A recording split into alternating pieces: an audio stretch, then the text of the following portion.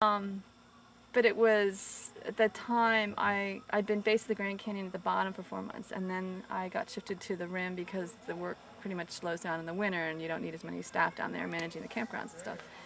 And so I was working on the rim, and outside I was working with helicopters. I was managing their heliport and working with the heliport manager until he left, and then I ran the heliport. And long story short, it was Thanksgiving week, and so my friends who were still based at the bottom with the concession Phantom Ranch invited me to join them for Thanksgiving meal, which meant I had to work the day before Thanksgiving, that Wednesday, and then hike down that night down to the bottom of the canyon. Which was a long hike, huh? Well, yeah, but I knew the trail like the back of my hand because I had done so much trail patrol in and out for like 4 months. You know, I mean, I knew every corner and every mule piss pool, and I mean, I knew the trail.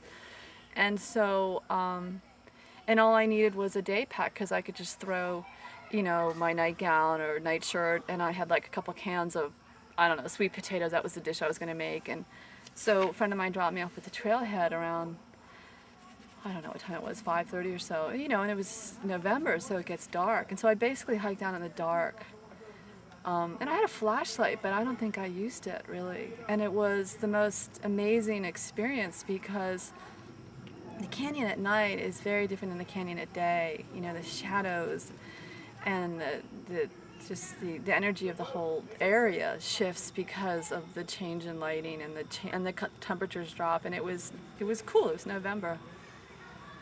And I went into an altered state. I mean, I really was in such an altered state by the time I got to the bottom. But, I found myself like hugging the rock wall a lot more than I ever had hiking during the daylight hours, and knowing that the edge of the trail was right there and I could easily drop off 1,000 feet, in a second's misstep.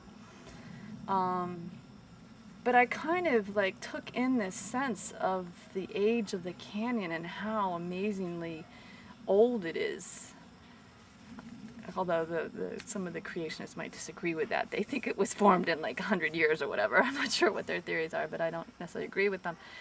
But it took me about 2.5 hours, and I just zipped down the trail. But as I went further and further down into the canyon, the moon was shining on me. I was just hiking. It was just me alone with this huge empty space that wasn't empty. It was like really ancient rock next to me here, and all this open space there that stretches 20 miles across the canyon. And I don't really remember seeing any wildlife.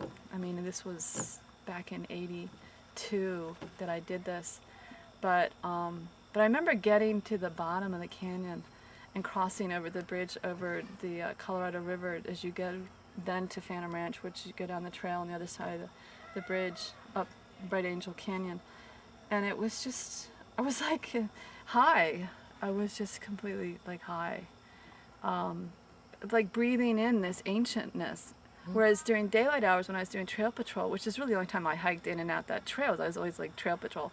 I mean, I was focused on other people, I was focused on the trail, I was focused on the heat, and I was thirsty, and just all these other things that were distracting me. And in that evening hike, it was just me and the ancientness. And I recognized a whole different character to the canyon that shifted me.